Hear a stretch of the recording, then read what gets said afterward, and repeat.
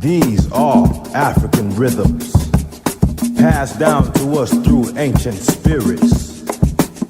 Feel the spirit, a unifying force. Come on, move with the spirit. Stand up, clap your hands. Move with the rhythms, get down.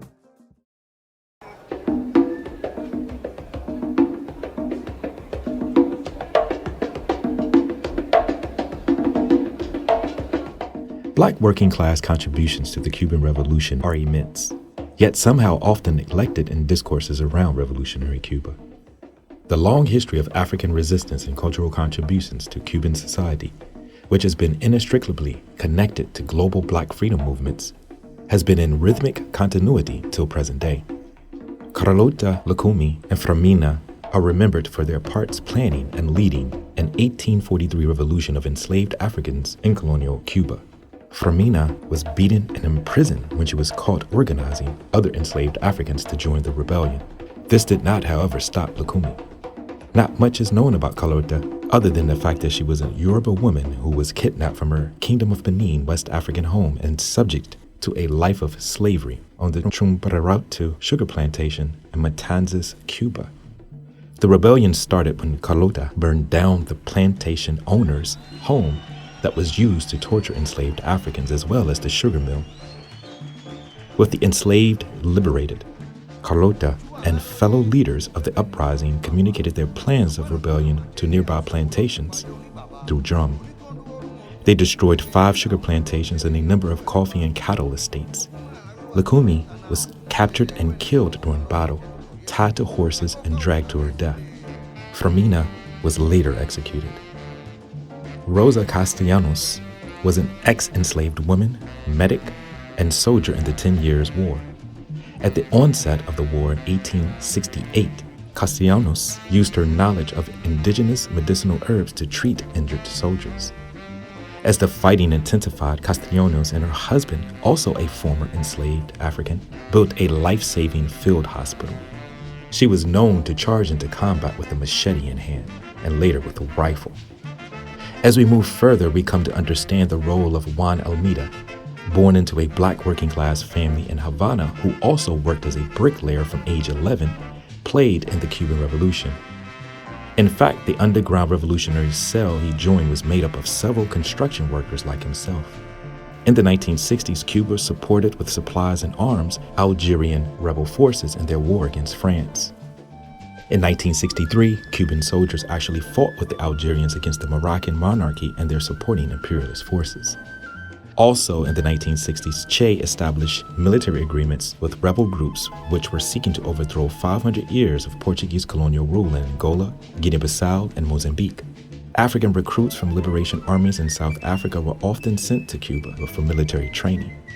As early as 1964, some 200 Cubans were serving in combat roles with the Angolan nationalists in Congo, Brazzaville, under the leadership of Augusto Neto.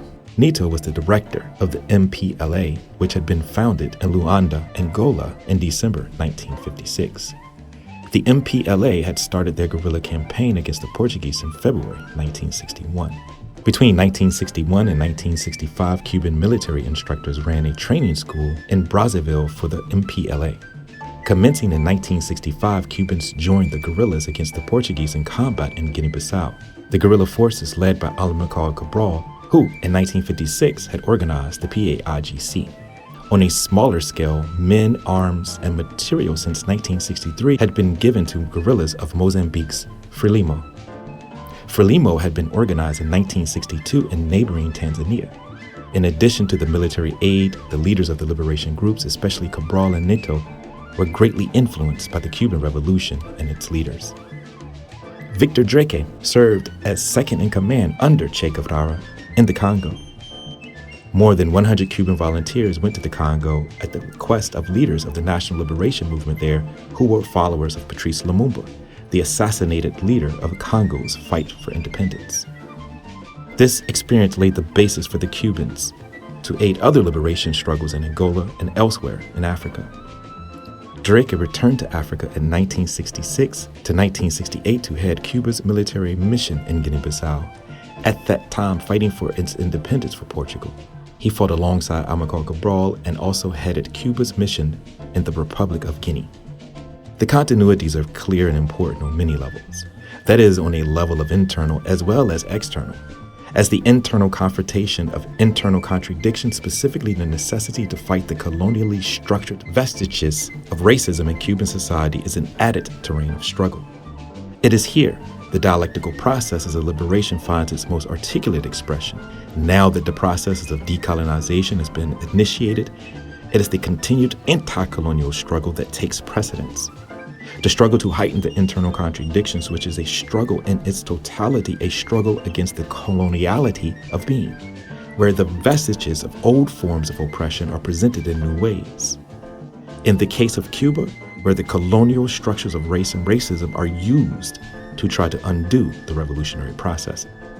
Today, we present a conversation from a few weeks ago with Pedro Sarduy, where we engage in a discussion that is in essence a mapping of the anti-colonial process through an exploration of race and revolution in Cuba from an Afro Cuban working class perspective.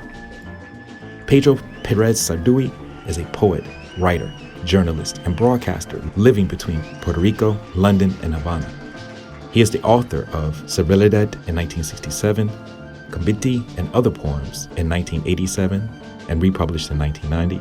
He is also co-editor of Afro Cuban, an anthology of Cuban writing on race, politics, and culture, and co-author of the anthology No Longer Invisible, Afro-Latin Americans Today. His Journal in Babylon is a series of chronicles on Britain. His first novel, The Maids of Havana, is based on his mother's life stories about pre- and post-revolutionary Havana. This is the first novel by a contemporary Afro-Cuban writer on the family life in Cuba. He has written numerous articles and other meditations on race, politics, and culture.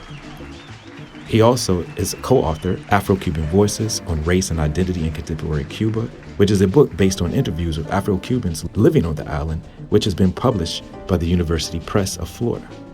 Sarduy has read his work internationally and lectured regularly on race, politics, and culture at academic institutions globally. He was writer in residence at Columbia University, CUNY, Hunter College, University of Florida, University of Puerto Rico, and has been Charles McGill Fellow and visiting lecturer at Trinity College in Hartford, Connecticut, as well as Associate Fellow of the Caribbean Studies Center at London Metropolitan University. He has received a number of awards for his poetry and other work.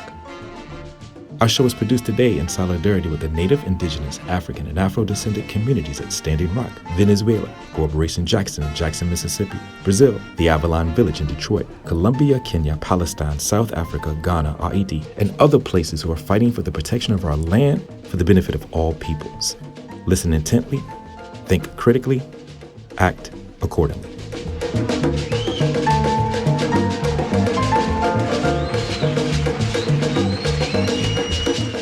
I'd like to extend a warm welcome and gratitude for having someone who is influential on many different levels.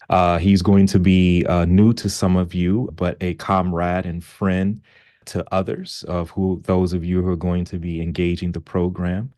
Thank you for taking the time to join us today, Brother Pedro. How are you? Oh, thank you. Thank you, James. It's amazing. Yes, For such many years before the pandemic, actually. yes, that's right. Yes, And it's amazing. I've mentioned to you offline that this, I don't know why I hadn't had you in so many years, but here we are. And so with that being said, let's begin with a brief, but any length you would like to share, biography, or maybe like an intellectual biography or political or a cultural development. Could you talk a little bit about the various influences as a Black Cuban from a working class family? Could you talk a little bit about that particular environment that produced someone who's actually provided work that opened up many avenues of inquiry, particularly around race, culture, politics in Cuba that spans the globe, by the way? Could you give us just a little bit, share as much as you want or as short as you want? Yeah, I put all that into my writing in my last book, which is unpublished, which I call Memoir my memories in Spanish, right? I write memorias, mis memoria. And I began writing about my grandmother, my great grandmother, and my extended family. My father had 9 brothers and 4 sisters, and my mother had 9 sisters and 4 brothers. There were 14. And I grew up with my grandmother, who was very anti-white. She was, she said that I remember when I used to have my friends in the different level of my education, she was always angry when I had a friend who was a white guy. And she pulled me with my ear, and said, I don't want to see you playing around with those folks because blah, blah, blah. What I meant is that my very first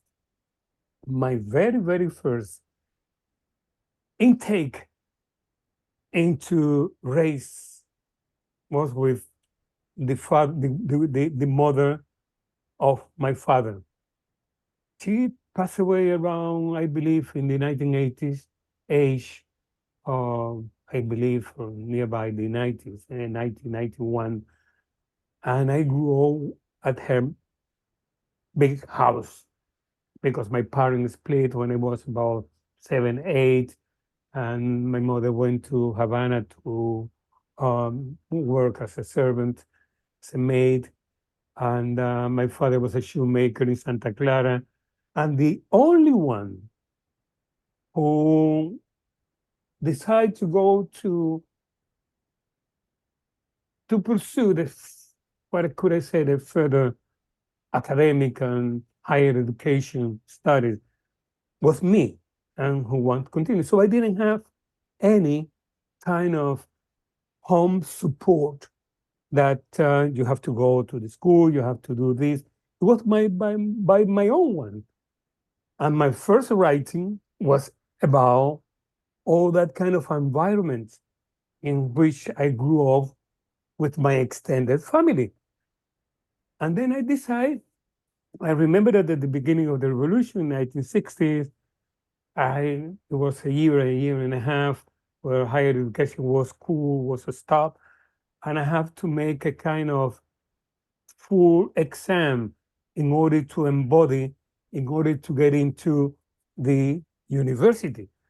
And the university closest one to me was in Santa Clara, who was very upper white, mostly white student. And I remember that Ernesto Che Guevara, very well known by Che, he was to say that the university, the higher education, have to get dressed for white, for mixed race, for black white people. So I got into it, and I first went into the university in Santa Clara, who was a very segregated city. I wrote about that in my memoirs. Segregating in many ways, black neighborhood, white neighborhood. And it happened that my grandmother used to live in what was a very well-known street, large street, who was from where Che Guevara came in Santa Clara, the last battle, in order to get to join for the revolution. And the name was Jose Marti, Calle Marti, ironically, because Marti idea was, let's say, digamos, cubanos es más que, Cuban is more than white, more than black, more than mulatto. You say Cuban and you embrace the whole sphere and people. But there were just 3 black families all along about a mile and a half of Calle Marti. And there were 2 or 3 black families in that very same block of street. So I faced all that kind of situation when I went to the higher education, to move here, to move there. And I wanted to narrate all that kind of environment next to me. And I decided to write about that. I went to the university in Santa Clara, then I joined the nationalized, in the 1960s, the whole American company were nationalized, was intervened by the revolutionaries. So I worked for the Cuban telephone company, the Cuban telephone company, who was owned by almost everything in Cuba by the American big capital. And I was the very first Black folks working in the night shift, which began in any of the automatic manual telephone companies, blackboard or board. Um, and I was the only Black folk doing the training before getting the full job. And I was making, when I finished the training, I was making more money than any of my members of the family. And I was born in 1943, so I'm talking about my 70s. I was a teenager. And I used to go very well dressed, and I have to plug into my next neighbor. And anytime I want about to plug this woman, white women used to do like that in order not to feel that I was about to touch her or feel like that. I grew up into that environment. So I put all that into my writing in one way or another. But I decided just to write about from where I come from, fighting for the situation embodied into my hometown, Santa Clara, where the square, the park, promenade, both for three kind of Cubans, local Cubans. Around the Glorieta, where the band play music, there was some white folks. The other one was for mixed race, and the one upside nearby the street was for Black folks. Could you believe it? Town. And then the people, I grew up in that kind of environment. It was there. I wrote something called Open Letter to Carlos Moore. And when I met Carlos Moore, Robert Williams, who went to Cuba to find out what the Castro was doing against racism. So that was after we managed just to clear the barrier of the Parque Vidal de Santa Clara. So I put all that background, and I even, James, I even didn't think that I want to be a writer.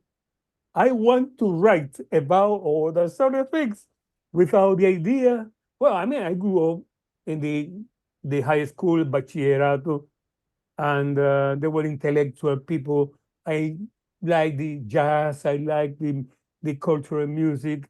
I like the American writer. I remember reading James Bowen when in the 60s, and I didn't have a clue who he was, but I found interesting. So I wanted to learn languages in order to read other books. So I started with Russian. I did English. I did the English. I did at the university. I did French at the university, and I did Portuguese later on because I wanted to find out what was beyond the island and archipelago of Cuba. So I was involved with that kind of people. Some of the people were kind of giving kind of voluntary teaching what was good for you to read. We went into um, the Buddhism. We went into the ancient philosophy. We moved different way. We were a group of white, gay people, mixed race Cubans, upper middle class people, bourgeois people, all that together blend into the root of some of us, how can I put brain, nurturing what we will be able to do and to be in the near future what I did all my life, journalism and literature. And writing about my memories, I decided, whoa, when I managed just to decide to do that, if I didn't have any helping support background in my family at all. I remember that being in the bachillerato, in the high school, before the university, we call bachillerato, or in French, it's baccalaureate. And in my household, there was a ceiling lamp in the living room. And next to it was the very first room, open just with a curtain. And my granny used to go in the second bed in a big room. So she called me, she named my name and said, Ramoncito, why don't you turn off the lights? You're going to become crazy reading at this time. and I loved about that, but she was illiterate, completely literate. So that's the way I moved and grew up into that. And since then until right now, I am embedded into all my books in one way over there. The book I bought from Cuba. I have a book over there that says Music, Ifa Divination, Black Africa, and Orin Oricha, Miles Davis over there, one of my favorite musicians. You see, I grew up in that. And my very first visit to America was in 1985. In 1985, my very first visit. And I went because a poet called Phyllis Yannick from Chicago. I went to Cuba and she wanted just to take a group, small group, 3 people, a comedian, a handicraft man, and myself, a poet.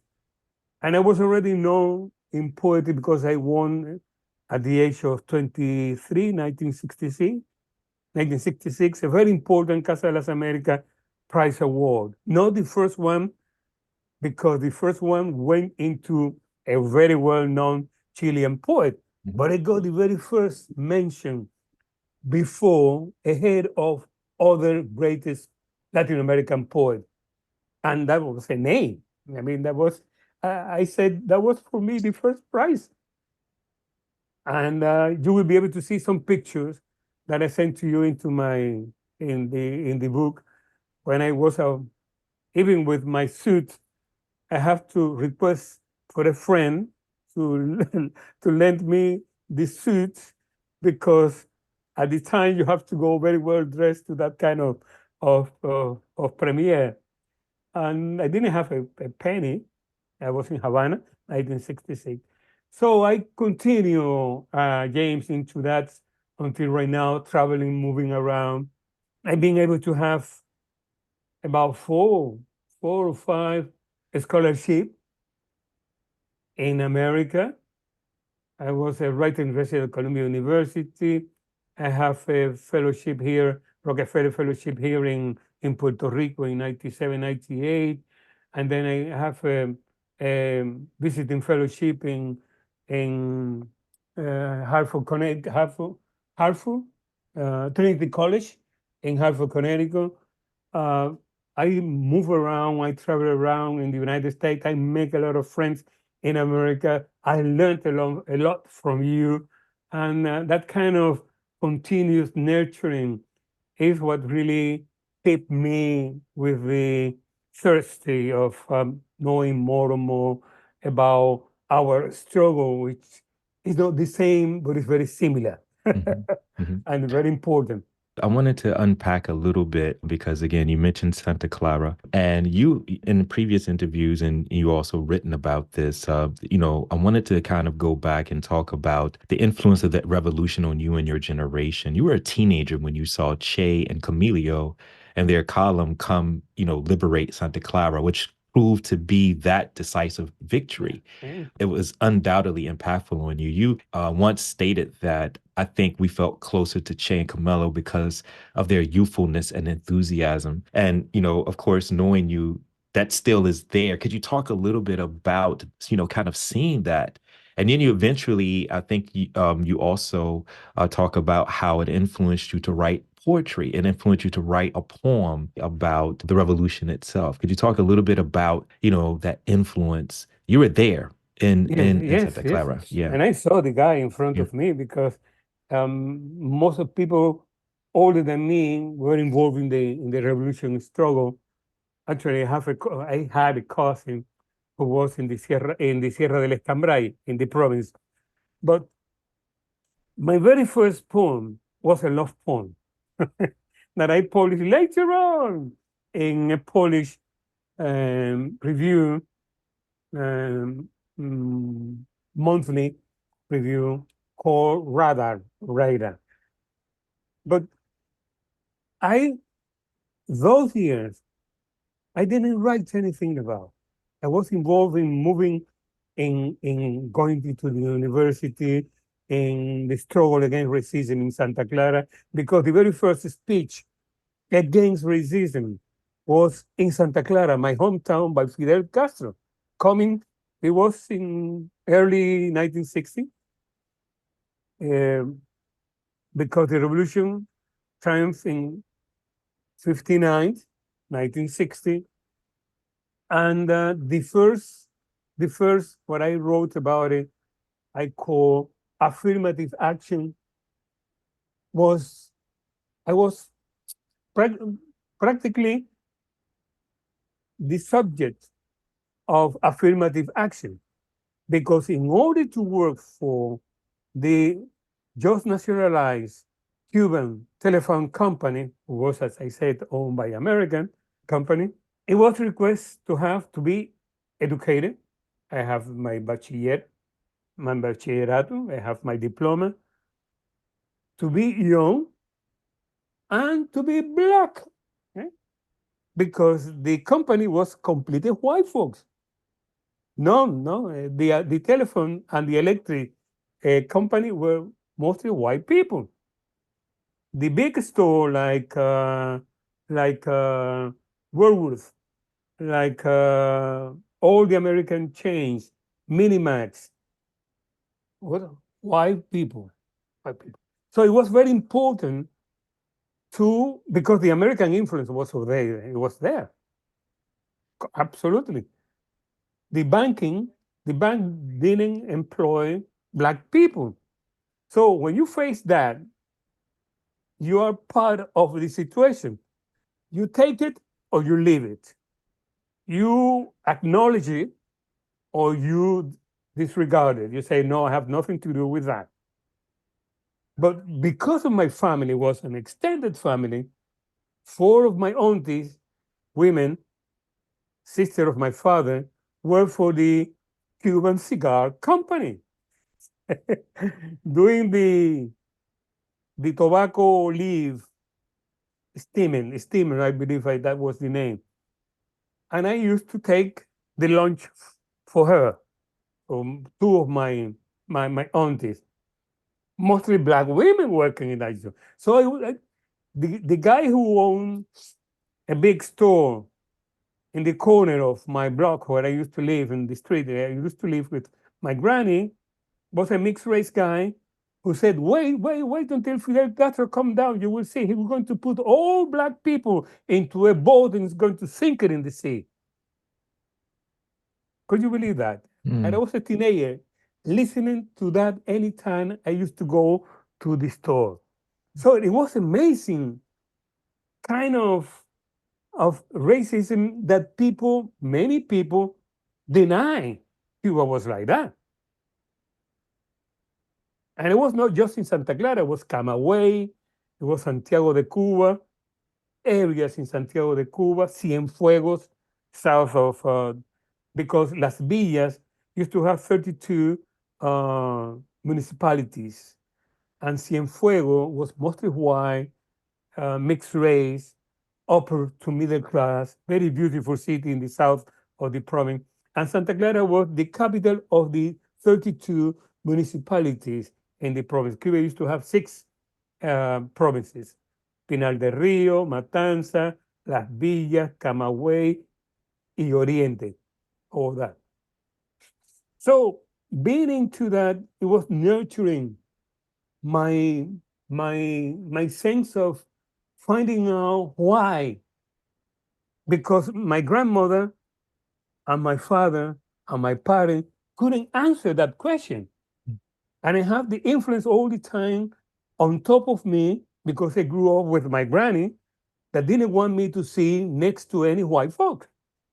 So I said, well, he's a good friend of mine. Why I can and the park and the revolution and all that. And suddenly I see myself involved in to take a kind of transforming protagonist at the age of 17, 18, 19, 20, without being able, without having been able to fight physically for the revolution, like my cousin, who was older than me. And he came with the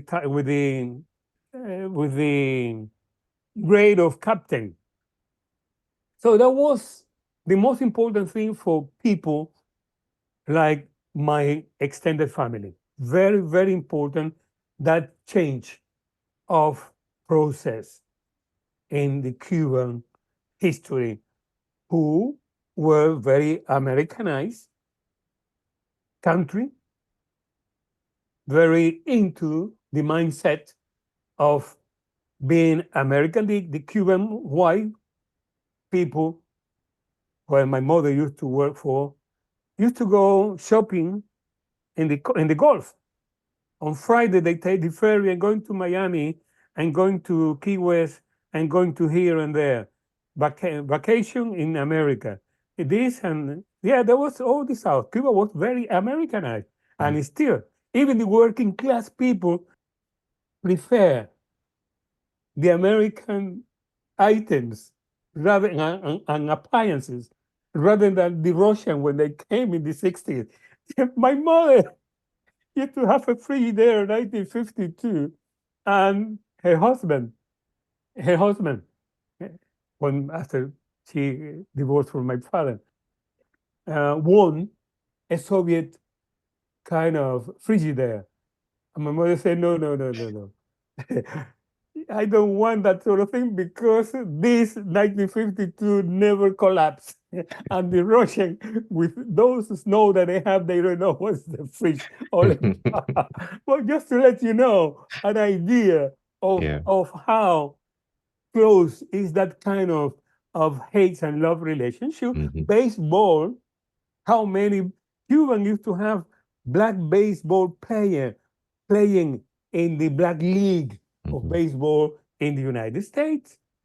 Boxing, musician, culture, all that sort of things. Chano Pozo played with Duke Ellington. All those people. So that's what I meant. A kind of, and this kind of, it's not a hate, but that kind of love and hate relationship with the United States is infatuated with the Cuban. And so that's had been the topic and the issue of my writing all the way. And your utilization of poetry and so your socio-political writings, because you've written extensively on race, has a range and depth that centers the Afro-Cuban presence and contributions to Cuban political and cultural life as well. And the reason why this is an important topic to talk about, because a lot of times people use race as sometimes as a red herring or a straw argument, particularly in assessing Cuba. But it is an important issue to talk about because it is ingrained, particularly in the colonial structures. Definitely. And it's, talk a little bit more about, you talked about, how you were growing up, the impact of the revolution. Now, the revolution happens, and now there is an attempt, or now there has to be some levels of equity and equality. Could you talk a little bit about, you talked about a little bit about, working in the telephone company, you going into the university. That particular time is really addressing, you inherited the revolution. You mentioned something very interesting. You didn't get a chance to fight, but you also inherited an internal fight to get rid of the vestiges of that colonial structure. And so this pushes you into journalism. This pushes you into poetry, radio. Could you talk a little bit more about that evolution of the struggle, particularly for you? Moving into Havana in 1962, I won a scholarship to do a kind of, how could I put it? It was a kind of, because, well, let's put it the way. From the very beginning, culture was very important for the new leaders, above all by Fidel Castro. Sport, music, culture, embrace culture in general. Could you believe a man, a politician as such as him, involved in creating and supporting the National Cuban Ballet? Ballet, a lawyer. He was involved in ballet, creating, and this is why Cuba have this greatest school of ballet, and this is why it was white, but one of the best one Cuban dancer in ballet, which is retired, is a black guy, and now heading the company in Birmingham. He was made sir in England, and he made a movie out of his life, and he has a company in Cuba. So just to give you an idea, the possibilities that people like me were the only paper that you used to find in my household was a paper and it was in the toilet, a newspaper and it was in the toilet, just to let you know there was nothing to read. So it was open, all the possibility for people like my background. Otherwise, I wouldn't be able to be talking to you right now here. Definitely. And because I went to Havana, I applied to a competition, and the competition was you have to submit a writing to be selected for nationally to take a course in Havana. I sent my very first short story called Seven Dead Seasons, about the 7 years I spent. I was with my a sister of my mother in the countryside, and my father was in the capital city of the province. So I wrote about that.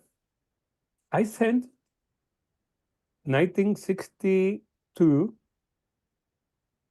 Pedro, the end of 61,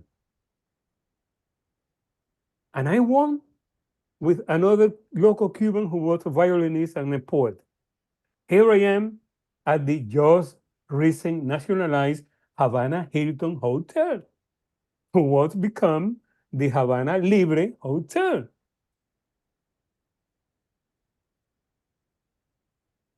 After that,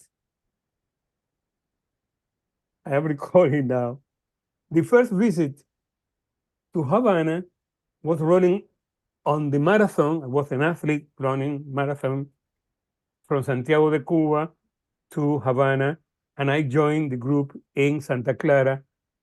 And we arrived in Havana, and we were about to, just to celebrate the very first year of the revolution, with the torch, plam, plam, plam, running all along. And we supposed to be staying at the recent nationalized Havana Hilton. But most of the runners and the athletes were black folks. And the guy who was still from the Hilton didn't want to send black people over there. So Camilo Cienfuegos, another guy with a long beard, came. We were outside. You remember the Havana Libre have a kind of entering the cars and leaving. Well, we were outside waiting to see what's going on, that we couldn't get into the hotel. So that was my very first visit. My second visit, because I went to see my mother in 1950s when she was working as a maid. So later on in the 60s, when I went to do the studies, one of the very first professor who became in the future my compadre, was the one who gave the name of my tour, my very first son, which is 50. He was born in 72, my elder son, Rogelio Martinez Fure, a very well-known Cuban Africanist who passed away. And the very first time that I heard intellectualizing, giving a cultural, deep, deep, deep sense of Africa and Africanism and the African diaspora, which at the time nobody talked about the Black diaspora. I'm talking about 1962, and he gave his lecture for an hour and a half, 2 hours, once a week. Rogelio Martinez Fure. He was a kind of injection into my blood to understand and to make me and many others. We were three Black folks. One is Tomás Robaina, which is in Santa Clara writing his book. He wrote a lot about Black. The other one is a musician in Santa Clara, still alive, and myself. We were just three Black folks from the island studying that kind of thing. What can I say? He wrote plenty of books that I have here. Look at it. This was published 1988. Divan Africano, Poets of French Expression by Rogelio Martinez Fure. He wrote all in Spanish. This guy was born in 1937 and he passed away last year. So he was the kind of godfather of all of us, my generation, those who wanted to get into it. And then you say, my goodness, there is something more than the Santeria and just that landed in Cuba, which, by the way, member of my family was deep into that. Black Cubans were not used to go to church, just a minority, because Cubans have the African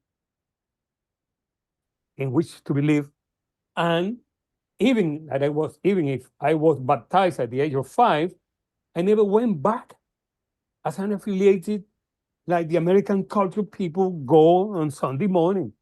And I remember that my first visit to Chicago, I said to one of my hosts, I want to go to a morning Sunday church. And I was, my goodness, it becomes Chicago my kind of town. Yeah, I love Chicago. And people say, but it's very cold. I said, I don't care. The very first time I went up to the south side of Chicago, oh my goodness, I was bargaining. I said, this food is what we eat in Cuba. I said to the people, and then I went to Harlem. Anyway, just to let you know that it was a kind of combination between what I discovered. And once you discover all the literature, you wanted to read Che Canta Diop, you want to go here, and you say, my goodness, there's a whole world outside that I never was mentioned to me. Why I have to do Latin and Greek, and to know the Pharaoh, and to know this and that, and to know the culture in Italy. I never anybody taught me about Africa, even at the university. I learned before at the University 60 about the Fontana di Trevi in Italy rather than the Benin bronze. So just to tell you how important culture was for the revolution and the need and the thirst in order to learn more and more and more and more and more and more. That you never stop. And it was free. We didn't have to pay tuition. Because education was free, you do whatever you want to do, you want to learn. You don't have to be member of the communist youth or the party or anything like that. The culture was there. So what you have to do is just sign in and just move into. So I did English. I did English, I did French, I did Portuguese, blah, blah, blah, blah, blah, blah. I went to university and I graduated with diploma into French literature, and I love the French culture, and I love this. But then I link it up to the French, the Antilles, and I found out that there was poetry and literature written in French by Antillean people, Caribbean people, and English people. So I went to that. So I went to England later on, and I found the West Indian community over there that was disregarding Cuba, because they used to come to Cuba and say, can you cut the labor force in the eastern part of Cuba? So that kind of say, well, why we discriminate against them if they are part of us? Because they speak English, they speak French, they speak Creole. There's a large community of Haitian. And do you remember that when we were in Santiago de Cuba and in the eastern part of Cuba, all that kind of coffee where we drank coffee over there, that was part of the Haitian. They were preserving that kind of landmark in Cuba. So it was a whole mixture. And then landing in America, oh my goodness, I remember in the 1980s, I used to go, I finished at Hunter College or at Columbia University, and I took the one train down to Harlem. Enjoy the Harlem culture with all the people. Yeah. This is absolutely fascinating. I mean, how does this look today? How does that particular period, the robust, access and the hunger, I've been to Cuba a number of times, particularly with you, and there is there's tons of conversations on the African presence, Cuban, this balancing act. What does it mean to be Cuban? What does it mean to be Afro Cuban? Could you talk a little bit more? And also, how does race? Now you're talking too loud. That's true. I get enthusiastic with that. That's what I don't need. You remember at university that I didn't have a microphone. Yeah, we heard you all the way Oh, back. all the way. Anyway, but that's a very interesting question, because my generation have to fight against the intolerance in that line. But now, even I remember when I was working for the radio in Cuba, people really shout me on the street because I have an afro, because I come from that generation of the Black is Beautiful, who was spread out everywhere. And being Black, working in a radio station, in a radio, the main radio station opposite, collateral to the Havana Libre, a huge building over there. And there were no, the Blacks, there were no Black journalists. And there were no Black actors or actresses, just a few.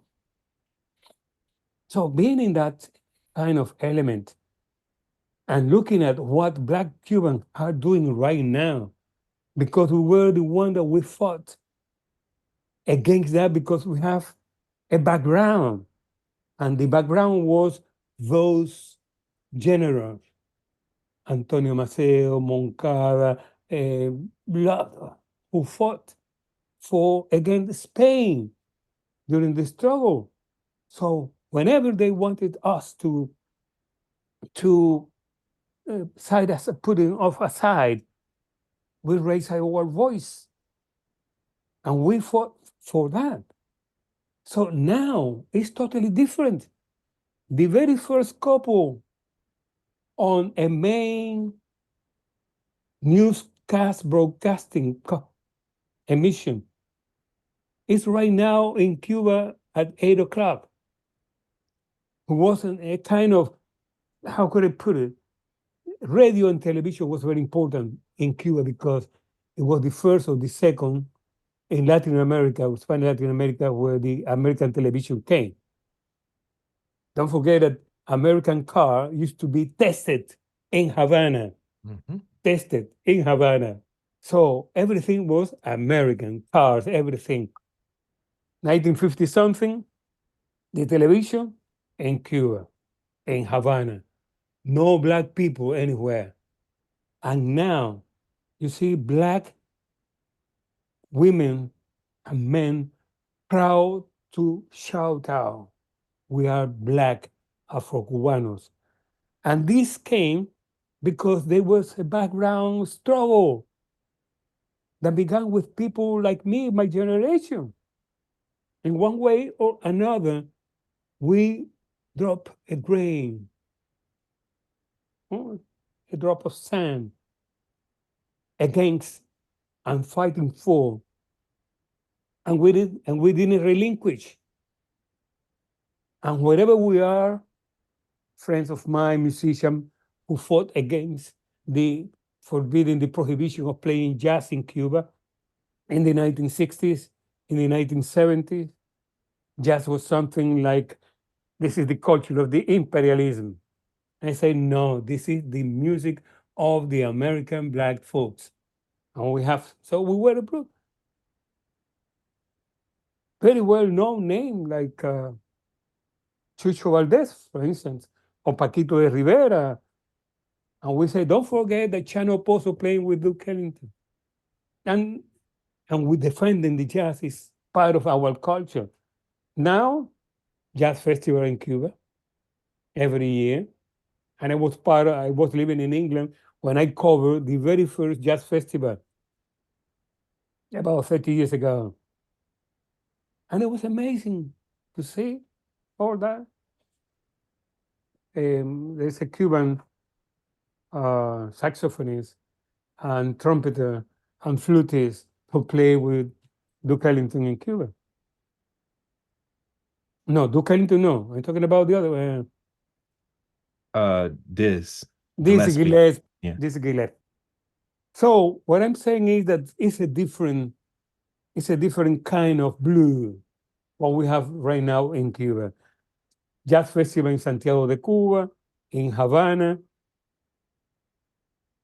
And we were part of that fighting back when the prohibition or the kind of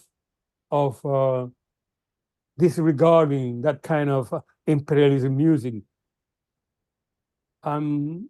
We were against that kind of state of mind, set of mind of many people involved in that.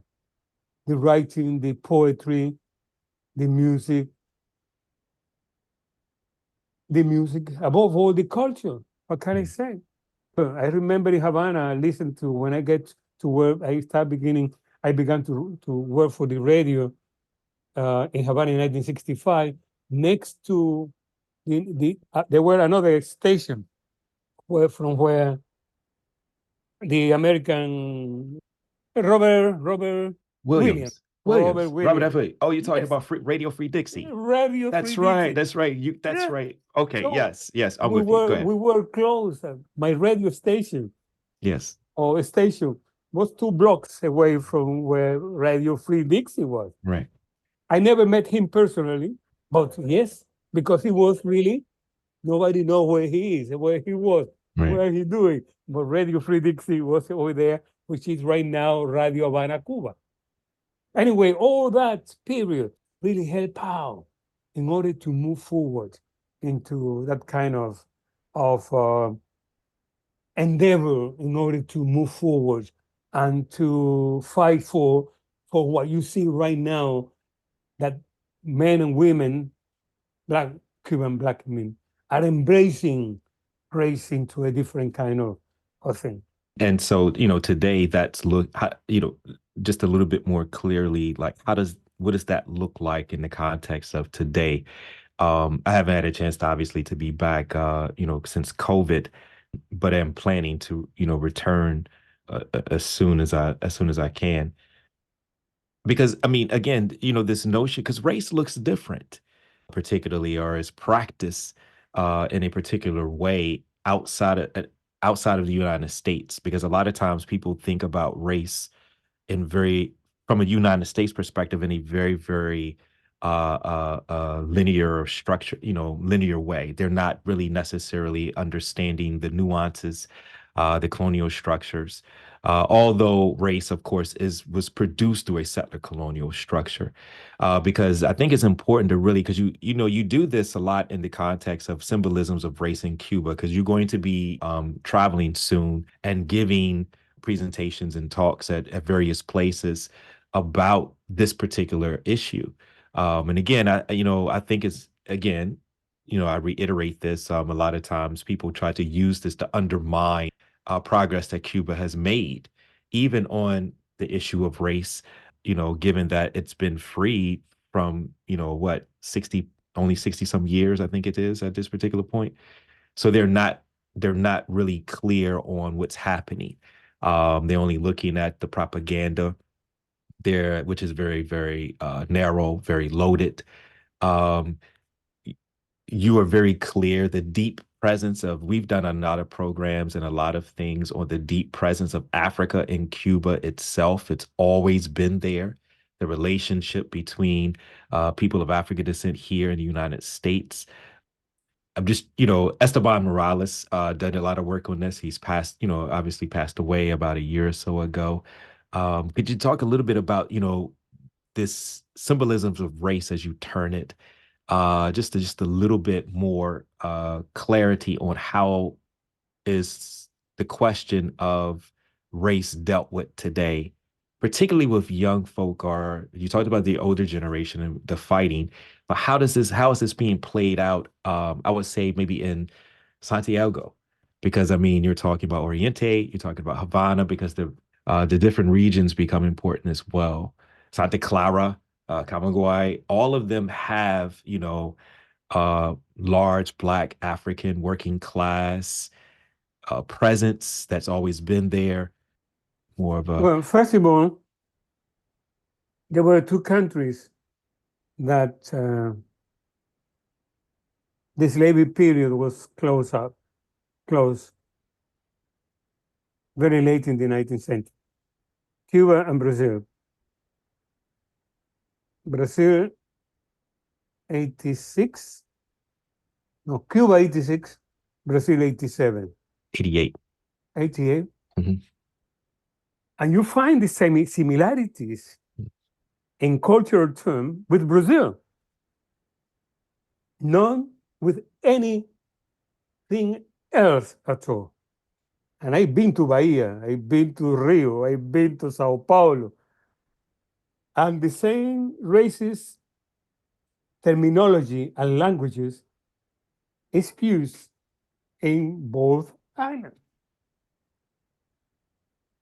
And I was in Pelourinho, where I saw a church down that neighborhood in Bahia. That was the only place where Black folks could find shelter, a church. Cuba and the Cuban Black folks didn't have the chance to find any shelter in the church at all. We couldn't pray to God because the cross was used against us, and we were not allowed to pray for the church. The church. What we used to play with the African who came to Cuba, and the Cuban began to pray the African gods. But more than that, fighting against Spain was a legion of Black folks that used to be slaves.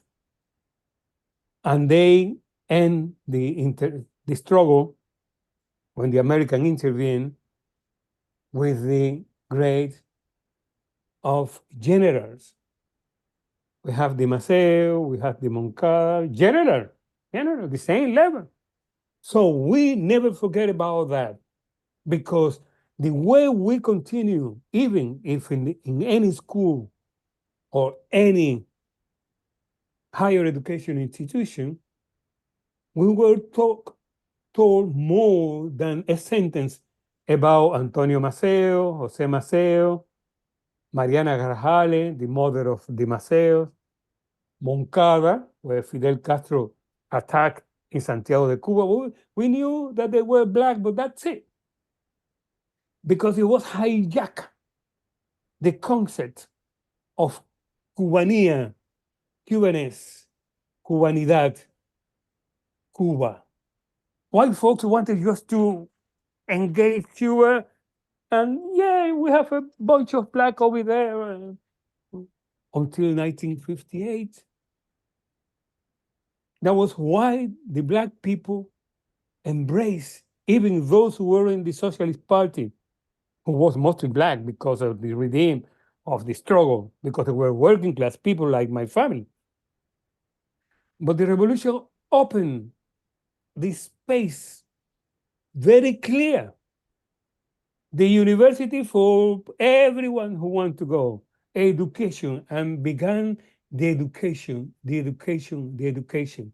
And then, as I told you, I learned about my background, because none of my uncle or my parents, they were just working labor force. They didn't have time to read anything about nothing. They were enclosed, embodied, encircled segregation areas. And they didn't have an answer to that because they didn't have nobody who tell you. Because in the very beginning of the 19th century, those generals who fought against Spain were really massacred, physically killed. In a way, when they tried just to request a general cleaning the streets in old Havana and requesting one of the new president, hey, Presidente, here I am, cleaning the streets, and I'm a general. How dare you to tell me that in the street? Bah, bah, bah, bah. Nobody protested against that. So we came from that kind of background in a way that we have to embrace our blackness very quiet and silent, because Cuba was not segregated in the American way. Because in the 60s, when still the situation, still when, you better than me, the situation was totally different, Cuba was supporting your struggle in America. In a way, because we learned and we knew and we wanted to support him and welcome your people in order to, that came to find out what the revolution was doing for black folks. And I met some of those people in Santa Clara, in that segregated park. Huh? They were saying they believed that the whole thing is going to change in a week, in a month, in a year, in 5 years. And the struggle was very strong because it was here. And that's who were the first one leaving Cuba in the 60s. Mostly white Cubans who were studies, not necessarily all of them. There was first class, second class, third class, el bote del Mariel, the confusion, everything like that. But mostly white folks, it's recent that black people were leaving for economic situation. But those years, the situation was completely different. That was scaring us. It's scaring us in a way that you black people, if you go to America, you're going to be lynched. You're going to be this, you're going to be that. So we have to make ourselves into the struggle. How? Our link with Africa. Cuba began to create and to open African embassies. And then I saw those guys, very well dressed, the Ashantaheni from Ghana, the Alafindoyo from Nigeria, the other one. And then came Nelson Mandela. I remember an anecdote, very cool. I wrote a poem when Nelson Mandela was jailed. And I was a student at the university in 1963, 64. And it was a pamphlet kind of poem. It was not a poem, but I believe it was a poem. And the professor that I had was educated, very well known, Hispanista. She always requested and said, whenever you want to write something, I really would like just to help you out. You could bring it to me. And I called the poem 24,024 Lashes. slashes, Mhm. 24,000 slashes. And it was a kind of piece of paper. And I submitted that to this lady. And 3 or 4 days later on, she came to me and she said, if you want to be a poet, you have to tear this poem, this thing that you call poem, in front of me. I did it very quick because I was offended. I said, my goodness, I thought I wrote the big poem. But anyway, we were involved into that kind of movement. And then Fidel King would say loud and clear in the Revolution Square, we are a Latin African people. Un pueblo latino-africano. Never heard about that from an upper class guy.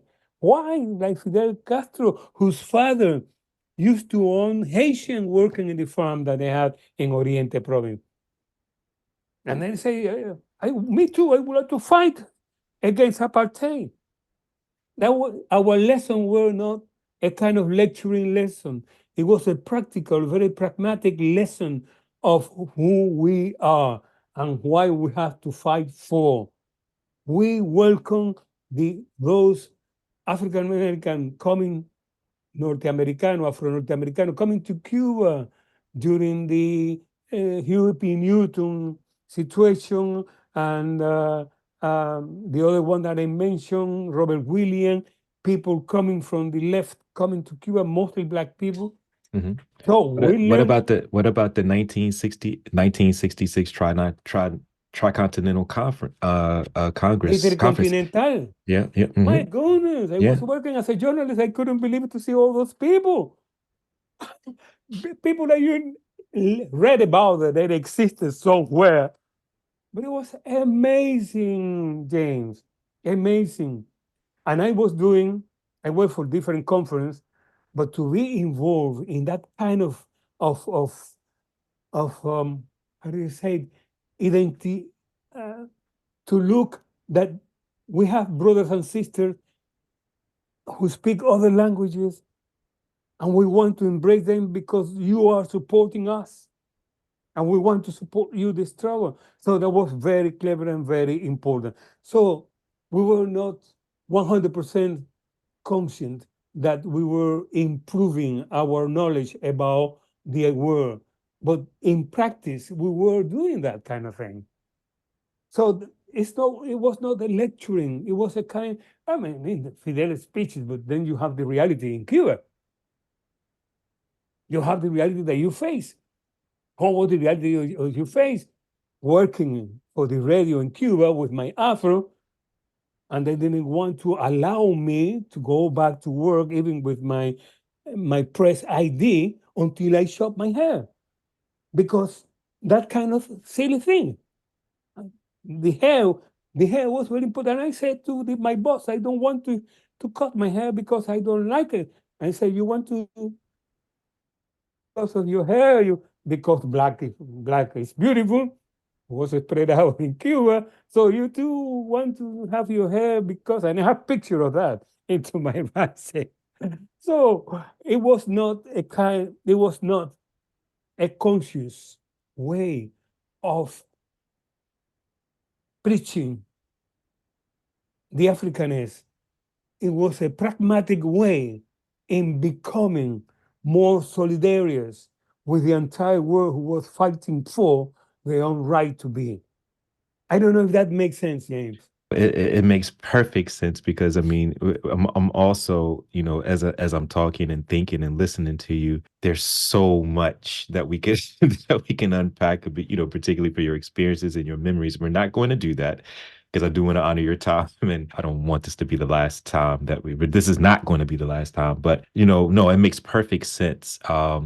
In the context of just the experiential development or of knowledge of who you are, right? Because it's there, it's around you. We didn't even really get specifically into the Maids of Havana, the book that you wrote, right?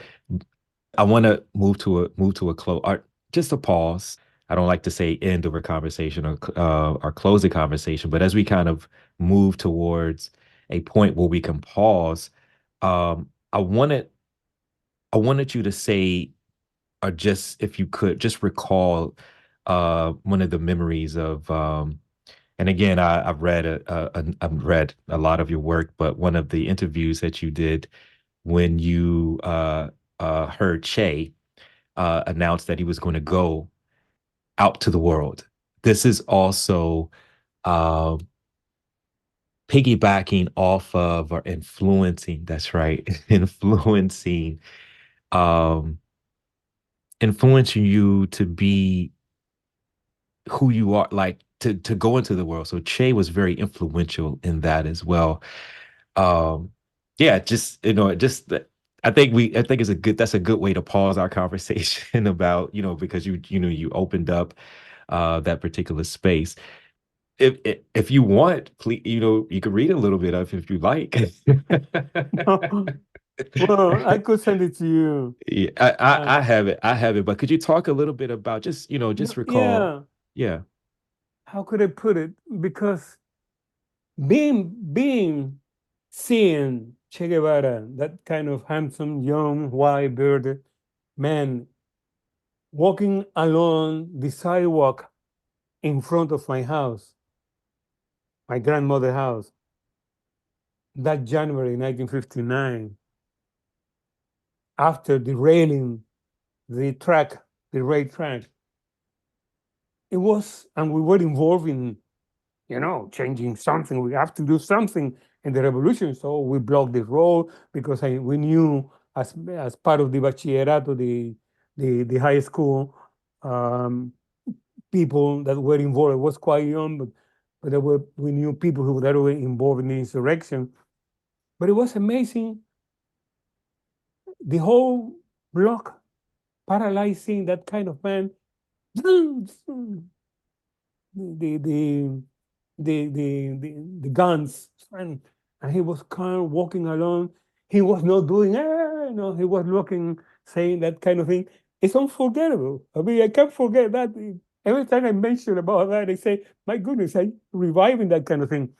So it was very important because the day before, my cousin arrived with the grade of captain because he was in the Sierra del Escambray, which is the mountains in the central part of Cuba, nearby Santa Clara. So it was very an association. And I said to myself, my goodness, I really would love to be his age. He was about 5 years age, but for a teenager, 5 years is a lot of years. He was older than me. And he was involved in that kind of a struggle. But I associated Che Guevara, my cousin, who was black, involved with a lot of, all of them were really huge, involved in that. I didn't associate it, but mentally, I saw the image. So if my cousin is involved in this, and Che Guevara is involved in this, and Che Guevara liberates from we used to call them motherfucking people in Santa Clara who were racist against me, and Fidel have captain, a comandante, Almeida, black over there, and he gave a speech in Santa Clara who was segregated, then you have to make your own conclusion. Something, this revolution is for me, it's for my people. And then later on, as I mentioned, I was called to join the nationalized Cuban telephone company, where we knew that every big business, stores, shop, banking, belonged to white folks and leading by white folks and was America. So it was 2 and 2 is 4. Something is happening that we have to support this thinking. And then within the years, within the month, within the year, because everything was very fast. Every day, everything, every day, something new was happening all along 3 to 4 to 5 years. The missile crisis, 62, I was in Havana, studying in Havana. So, and you never stop every day. The sabotage against the Cuban Revolution, the blockade, the beginning of the blockade, the embargo during Kennedy, the Bay of Pigs invasion, that I have to knock at the door of the people over there with my fusil, guarding the people. We know that you are a counter-revolutionary, so we have to keep an eye on you. All that thing in 1961. 1962, the missile crisis started in Havana. 1963, then I stopped. I just go and join the university. My second year in Havana, because I did one in Santa Clara, the University of Santa Clara. But all the years, 59, 60, 61, 62, 63, I worked for a year and a half, and 65, 63 to Havana, and then I began moving into higher education. Okay, all these 3 to 4 years, it was a pragmatic learning that something positive have to be supported, have to be happening that is for us, or not for us. We are included. Because none of my family, as I tell you, had the possibility even to have a paper or someone that could tell you something about what was going on. My two grandmothers, I remember the father of my mother, but my two grandmothers, I remember very well, and my great granny as well. It was about 5 to 8, 5 to 7. They were illiterate, physically illiterate. They even could single out that was the A or the B or the C. They didn't care. Nobody cared. Nobody cares about them. So when you find a government, leaders that are talking about, this is you, this is yours. I didn't know that was mine. This is yours. You could go, you could learn, you could, and I say, it was a pragmatic thing. It was not a lecturing, it was opening. The clubs, the clubs. When I did my training, when I did my training of telephone, was next to the Santa Clara Yacht Club. Santa Clara, the Yacht Club was for lower middle class, but white folks. And then you have other one, the status continue for black folks. And the black people have, like in the Maid of Havana, you have just for black working class, you have to behave, you have to be nice, you have to be, to have a job. And then the upper black class, lawyers, some doctors, and mixed race people, is to go to Gran Maceo, the Great Maceo, based upon Antonio Maceo. But ironically, they don't accept people, working class black people. So that kind of country. And then you have El Gran Liceo, who was for Peninsulares, the people from Spain. And then you have the other club for middle class white folks. And that was in all small towns, all along Cuba. So all that was eliminated. Something else became. And then there were practical things, very, very tangible elements that make you feel that you were included in a different kind of process.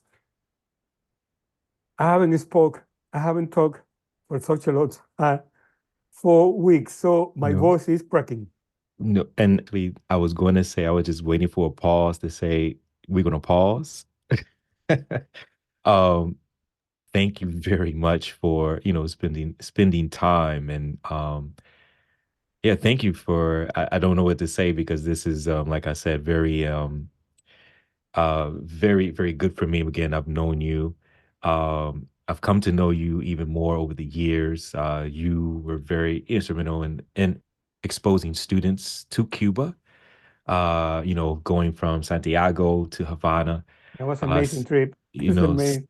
stopping in Santa Clara, to see, all of the thing, everything. And Yeah. again, this is not, again, this is not the last time. There's things that I'm working on that I will obviously include you in, but also I will be, obviously bringing some more students to Cuba as well. But thank you. I just wanted to say thank you again for taking the time as we pause this part of the conversation because there's so much more. But I don't want to honor your time and also your voice. Anytime, anytime. Just like coming out, as I said, I was without voice completely Yeah, out. yeah, And so I have to clean up my throat. yeah, But I managed just to have that kind of talk to you. And I'm passionate because I was part of it. And your question provoked a kind of background, something that I put in writing in my book, right? yeah, yeah, But right, it's not the same. This is the first time I talk about that yeah, yeah, openly in such a recording interview yeah, because it's the way that you have to come to Cuba in order to understand hmm, the Caribbean Cuban dynamic and how, on a different way, Black folks in Cuba can relinquish the Cubanness, the way we are Cubanos. So we use the way Afro Cubano for literature, for art, for culture, whatsoever. And because the practicing of the religion, which is Abacuá, is Santeria, is Sarará, is Palomonte, like the Brazilian. And there was a literature, there was sound, that this is a way of being Black in Cuba, like in America. And when I faced, as I said, I just choqué with African American culture in the States. I say, my goodness, I remember this, just a clue. I went to Oakland, California, and some of my friends took me to a jazz club, and they didn't know that we used to dance jazz in Cuba in the 50s and in the 60s. Dance jazz. So it was a competition. And the people began, and I woke up and I said, I want to dance. You Cuban, you are salsa. No, we used to dance. And I danced, and I was giving as a prize an Oakland t-shirt. And I remember that was in 1985. It was amazing in Oakland, California, jazz club. yeah, And I met the people who was in the struggle in 1985. Over there, they have a radio station, they have club. And I said, I still have picture with those people in black and white, and because I discovered something that I heard and I knew and being part of it. yeah. I remember going to the Teresa Club in Harlem. And I Mhm. said, Teresa Club? No, Uh, Teresa in oh, Chicago. In Chicago. In Harlem was something different or the other way around. I think Teresa Club was in Harlem. yeah, it was in the Teresa Hotel. No, no, No, no, no, no. the club. Okay, It's a club. And okay. when I first heard about soul food, Oh, I say, oh, we're gonna. I haven't been there. Pedro, we want to take you tonight to have a soul food. And oh, great, soul food, soul food. But when I saw that in the canteen, I said, my goodness, this is what my granny cook. Oh, it's amazing. Yeah. No, this was absolute wonderful. I just want to pause because I Yeah. know if I say something else, it'll light you up. So we'll Yeah, keep definitely.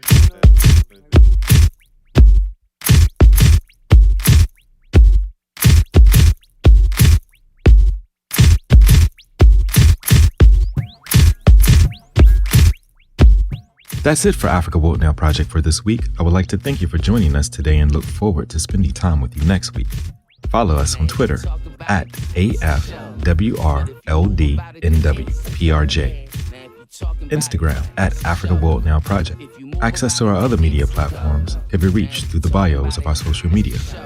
I'm your host and producer, James Pope.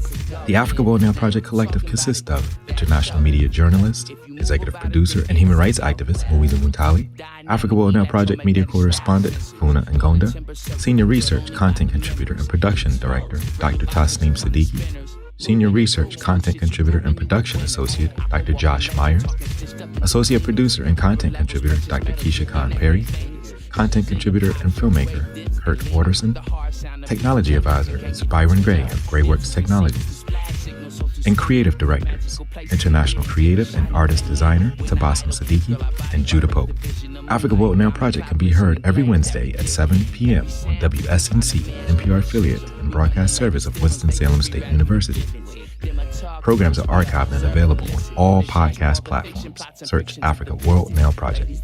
Until next week, be safe, be peaceful, and above all, be intelligent. To dance on the floor in the round, that is our mission. No sitting, getting fit and shit. Enjoy your Jew with them niggas from the dudes with a black space flow. Black cat, freestyle, big road. Fly, die high, super wide.